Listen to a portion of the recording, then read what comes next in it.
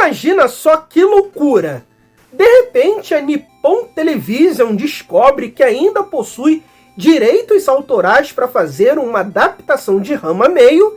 Então, para aproveitar a oportunidade, ela corre contra o tempo, faz uma adaptação live action de baixíssimo orçamento e avisa a autora já bem em cima da hora, praticamente deixando impossível dela cancelar o projeto. Parece loucura, não é mesmo? Mas aconteceu! E acabou surgindo um dos live actions mais divertidos, interessantes e um dos mais problemáticos, porque é uma adaptação altamente homofóbica e que vai fazer um monte de gente torcer o nariz. Mas eu diria que vai fazer mais torcer o nariz pessoas que conhecem Ranma apenas por conta desse remake da Netflix, que é super higienizado. O Ranma antigo ele já trazia vários desses problemas, como eu já abordei em diversos vídeos aqui do canal. Se você se interessou por esse live action, que é um dos mais interessantes e bizarros que existem, acompanhe a gente logo após a vinheta.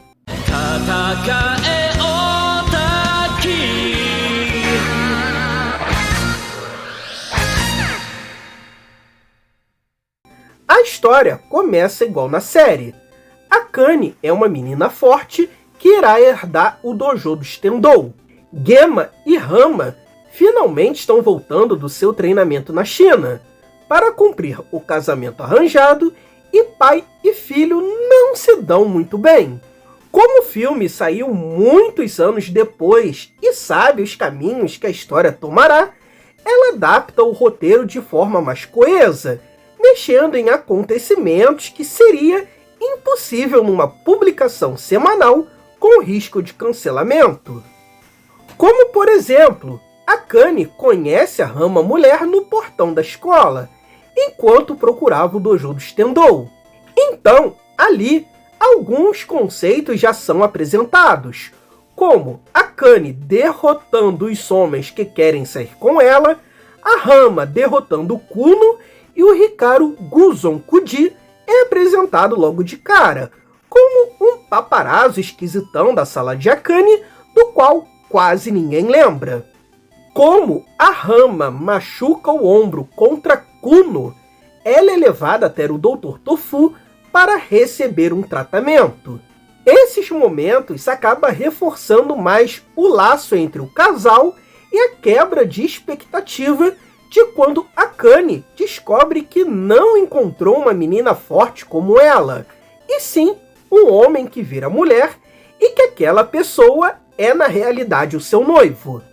O legal aqui é que todas essas cenas estão no original, só que aqui elas estão embaralhadas de uma outra forma e de uma forma que acaba fazendo até mais sentido e que também melhora a afinidade do casal antes daquela quebra da Akane descobrir sobre a maldição do noivo.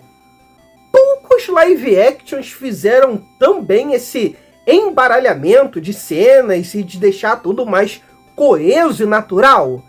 Na realidade, a única outra obra que eu lembro que fez isso tão bem e até melhor do que essa do Ranma foi o live action de Bleach. Mas logo depois desses primeiros 20 minutos de filme, do qual parece que ele iria apenas seguir o que já conhecemos em uma outra ordem, ele apresenta algo novo. A família Tendou é guardiã de uma fonte termal que transforma qualquer ser em homem, do qual, no passado, foi usada para punir raposas e texugos que infernizaram a região, mas que a punição de nada serviu e só piorou tudo, é claro. Essa fonte estava no antigo dojo do Rappousai, do qual foi demolido e hoje é a escola Furikan, a escola de Akane. Aqui temos mais elementos novos. Gemma e Son não ficam jogando shogi e go o dia inteiro em casa. Eles vão para host clubs, um lugar do qual você é cercado de garotas bonitas que vão beber com você e puxar conversa. Não é necessariamente um local de prostituição, mas isso acontece bastante, né? Vai da cara do cliente e do bolso dele também. E é nesse Host Club que tem a adaptação mais diferente e acertada desse live action. A Nabiki é uma garota gananciosa dos anos 80, mas aqui ela foi atualizada para os anos 2000. E como está maior de idade, o live action mostra que ela trabalha nesse tipo de lugar. O que faz todo sentido. Ela nunca foi uma pessoa certinha, nunca gostou de se esforçar muito, sempre gostou de um dinheiro fácil e sempre passou para trás homens tarados em prol de benefício próprio. Então, para a personagem trabalhar nesse tipo de lugar é simplesmente perfeito. Suas roupas chiques, seus acessórios caros, todos eles contrastam muito com a sua casa, que não é tão bela assim, o que acaba dando um ar muito familiar pra gente que é brasileiro.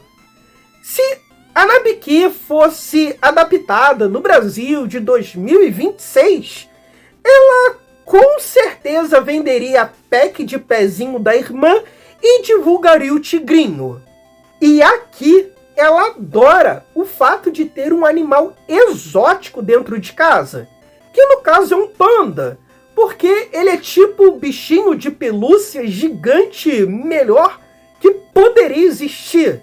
Eu realmente gosto desse fator nela, eu realmente vejo ela fazendo tudo isso que tá na adaptação live action, e pra mim essa é a versão definitiva da Nabiki.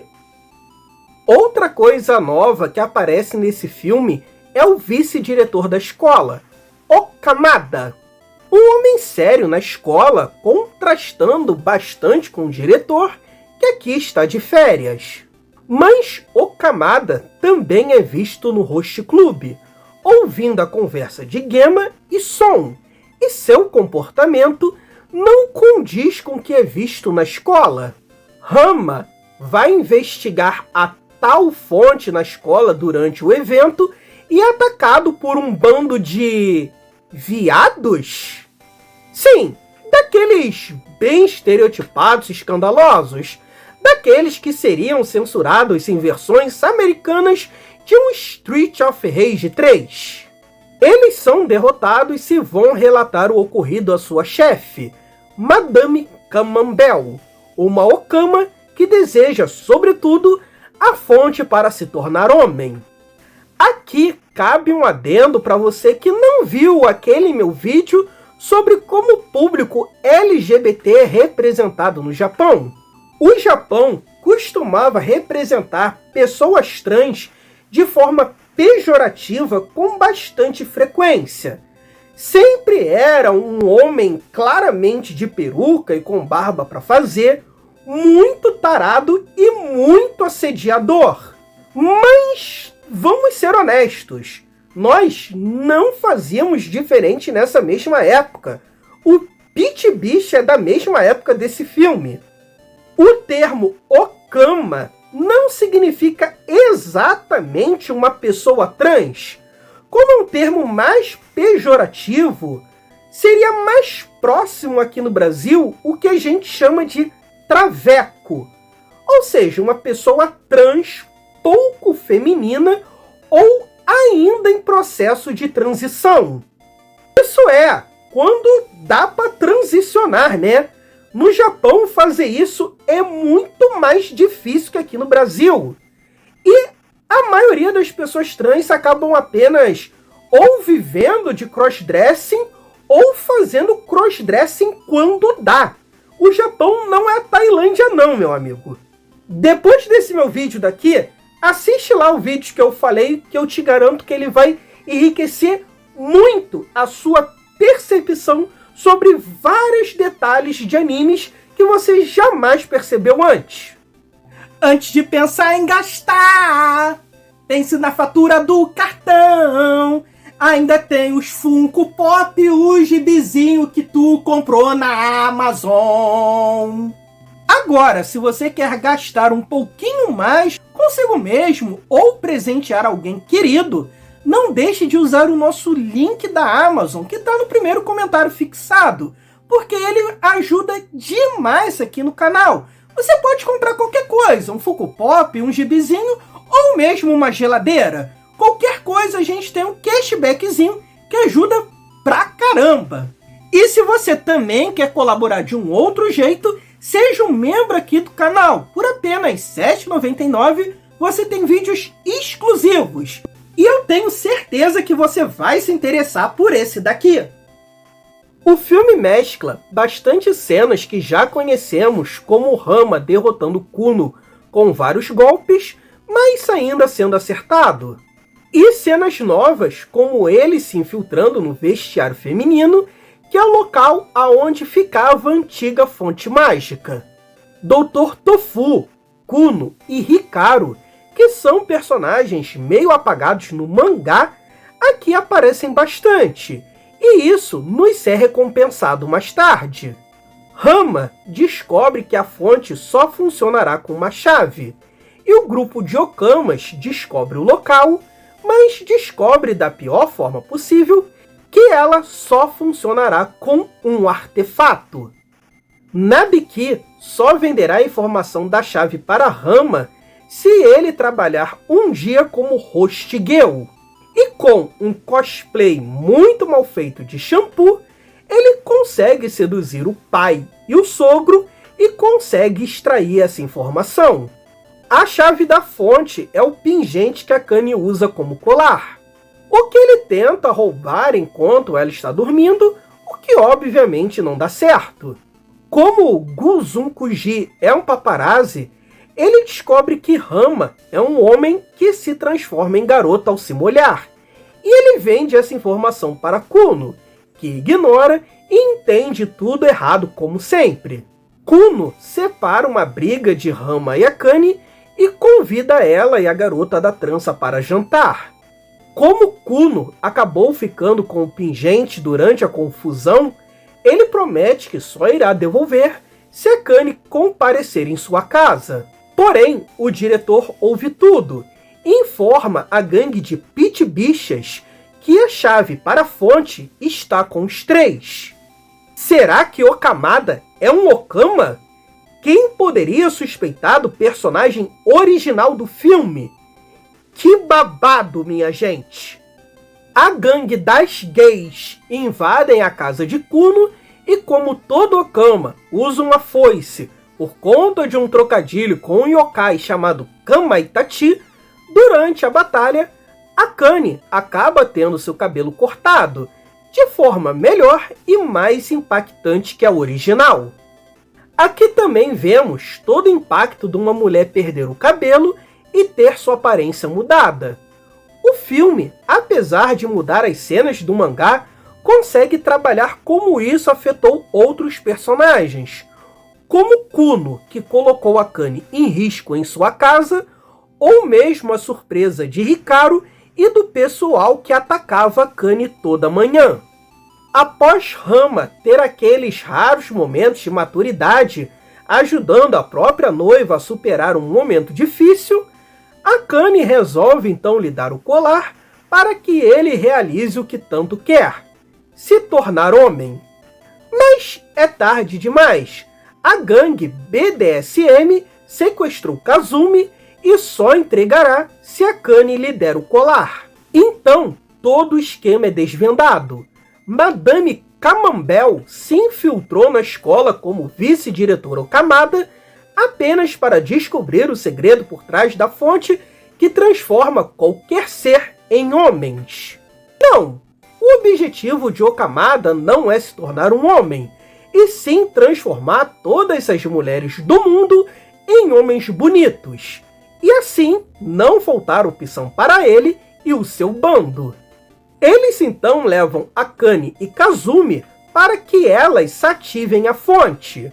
Dr. Tofu avisa Son e Gema do plano da Madame Camembert e ao chegar em casa, Rama conta tudo o que aconteceu a todos e eles vão ao resgate das duas.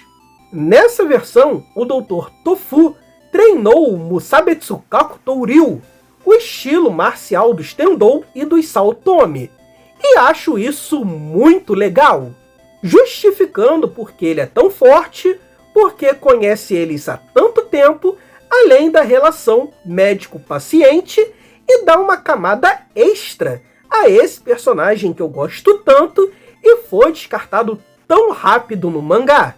Como Akane não é Saori Kido, ela vai reagir como em todas as vezes que foi sequestrada, e enfrenta a gangue dos Sokamas BDSM. Ao chegar ao local, Rama é atacado pela gangue gay, mas é interrompido por Kuno, que havia o desafiado naquele dia, e Rama, e até você, telespectador, já havia esquecido. O que ajuda com que Kuno também colabore no resgate de Akane.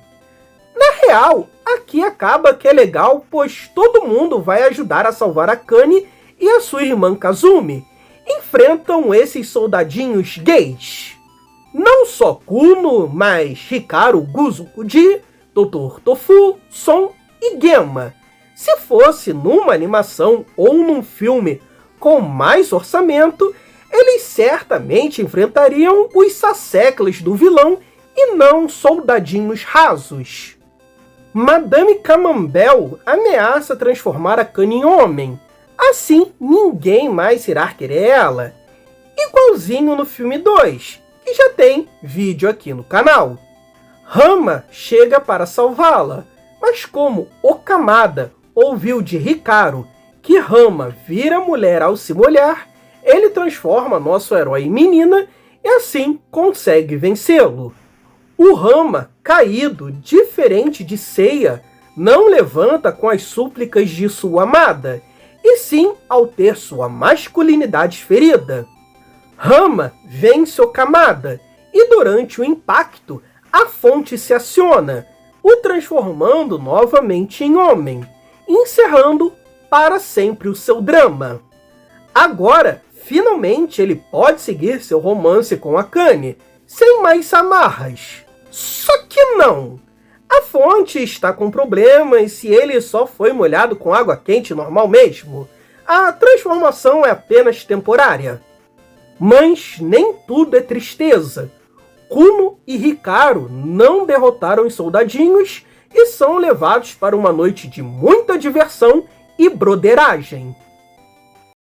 A designer Aine Paiva, conhecida por mim como Mozão, fez um calendário 2026 do canal Otaking para vocês baixarem.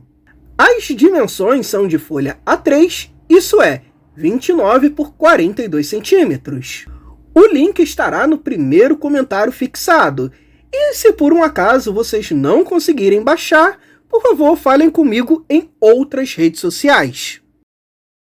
Para mim, o grande segredo dessa produção é justamente o baixo orçamento, que muitas vezes é o melhor amigo da criatividade.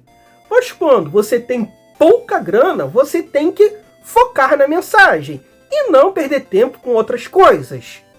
É por isso, por exemplo, que eu prefiro muito mais um filme do Godzilla emborrachado, porque isso diminui os custos de produção e eu posso focar na trama. Eu posso colocar um cara vestido de Godzilla destruindo maquete e focar o meu roteiro numa história que siga a partir da destruição e o impacto que aquilo causa na sociedade. Num filme hollywoodiano cheio de CGI, eu mal vou ver o Godzilla, só vou ver algumas cenas à noite, muito escuras. Geralmente eu só vou ver o pé do lagartão, um monte de gente correndo, e vou ter que focar muito em um único personagem. Também é por isso que eu prefiro ver filmes de terror de slashes dos anos 80, porque eram filmes de baixíssimo orçamento que tinham que fazer mortes mais criativas e doidas a cada sequência, e eles tinham que brincar cada vez mais com efeito prático e maquiagem.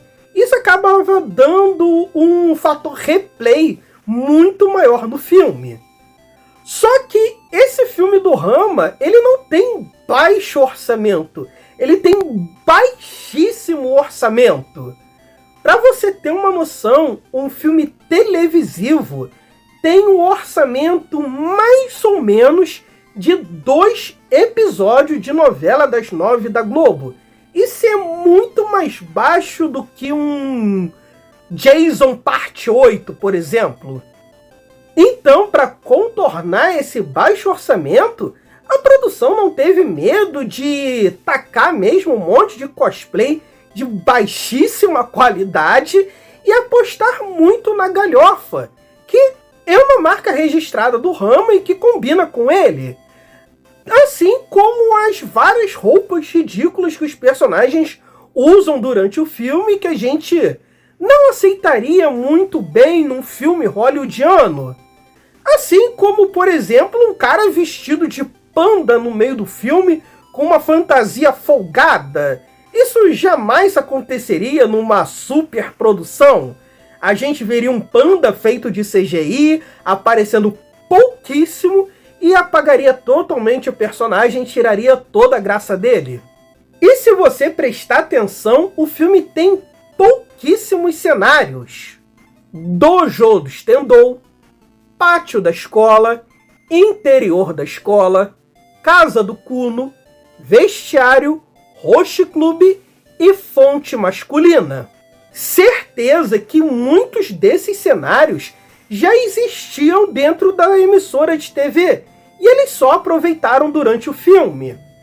Talvez a adaptação da Nabiki em uma host girl seja até mesmo para usar mais esse cenário de Roche Clube, fazendo uma adaptação que faz sentido e economizando dinheiro. O orçamento aqui acabou indo mais para contratar atores de qualidade e alguns personagens, como a Kazumi e a Nabiki, a produção não teve medo nenhum de elevar a idade delas e contratar mulheres maiores de idade com experiência de atuação em vez de contratar adolescentes. Não acho o ator do Rama tão bom assim, não acho também que ele combina muito com o personagem. Já a atriz que faz a versão feminina do Rama, eu já acho ela melhor e mais carismática, mas faltou um pouco mais de sinergia com a personagem.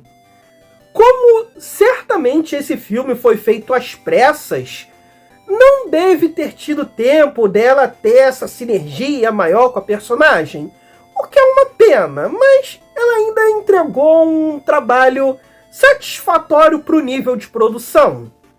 Já a atriz da Kanye, eu achei sensacional. Ela realmente interpreta muito bem a Kanye, tanto quando ela tá mais braba e quando ela tá em momentos mais delicados. Ela realmente conseguiu entregar ali muito bem a personagem e todas as variações de humor dela. Sem a menor dúvida, é a melhor atriz do filme todo. Mas para mim, a melhor parte foi a mudança de cabelo da Kanye. A atriz é muito linda de cabelo comprido, mas ela também é muito linda de cabelo curto. Eu sou o tipo de pessoa que, quando a Kanye teve o cabelo cortado no anime, torceu o nariz. Eu não gostei muito do design. Eu acho que a Rumiko demorou um tempo para deixar a Kanye tão bonitinha quanto era antes, apesar de concordar que o visual ficou muito mais original. E não, eu não tô reclamando de mulher de cabelo curto. Na época eu já tinha crush na Sailor Mercury. Eu só achei que realmente demorou a ficar tão legal quanto era antes. A Rumiko teve dificuldade de fazer isso. Eu não consigo ver que ela voltou ao que era imediatamente. Para mim, demorou ali alguns meses. Já nesse filme não, para mim é imediato.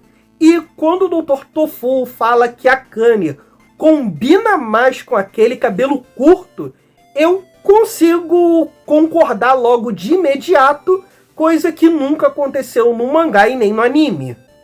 Como disse, se esse filme hoje for descoberto pela Otakada, ele vai ser muito criticado pela forma que representa as pessoas LGBTs. Mas como disse, nós não fazíamos melhor nessa época. Não podemos ser hipócritas. Não podemos exigir uma visão que temos no mundo de hoje numa produção de vários anos atrás. Mesmo que esses vários anos atrás não sejam tão distantes assim. Bom, gente, é isso. Esse é o último vídeo sobre os filmes de Ranma. Se você não viu os outros, eu vou deixar aqui nos cards, vou deixar na tela final. Vai lá ver que todos eles são bem legais, bem interessantes. Cada um traz aí um tema novo. E todos eles acabam se conversando e repetindo uma coisa ou outra, que eu acho legal, acaba dando uma unidade para todos eles, tirando o filme 3, que foi por isso que eu deixei ele só para membros. Que, caso você não seja, cogite ser um aí por apenas R$ 7,99. Mas se você não puder, ajuda aí o canal curtindo, compartilhando, se inscrevendo, mandando esse vídeo para 5 amigos, não esquema de pirâmide, é marketing multinível. E se puder, compra algo aí no nosso link da Amazon. É isso aí. Até a próxima.